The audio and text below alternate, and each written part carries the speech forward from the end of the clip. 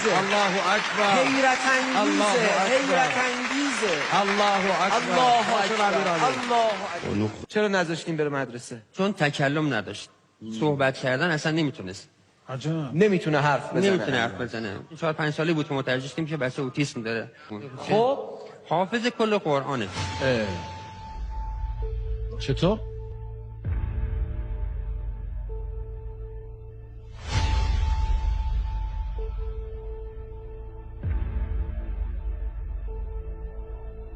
هیچ چیز دیگه ای واکنش نشون نمیده. اصلا فقط من صداش کنم الان، اشکال نداره تست کنیم. صداش کن. نه آقا. امیرعلی،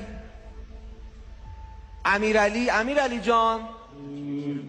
اقترب للناس حسابهم وهم في غفلة معرضون ما يأتيهم من ذكر من ربهم محدث إلا استمعوه وهم يلعبون لاهية الله الله.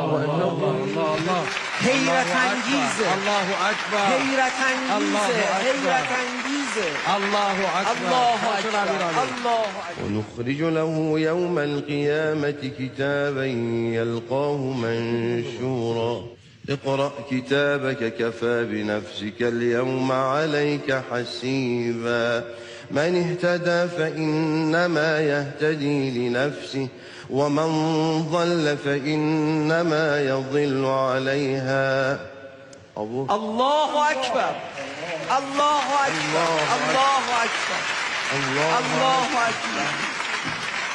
سبحان الله، سبحان الله، سبحان الله، سبحان الله الله. اکبر، الله اکبر.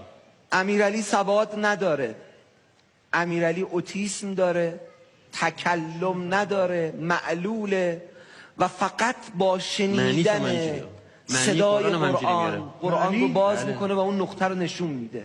پروردگار تو درباره بنده اش زکریاست.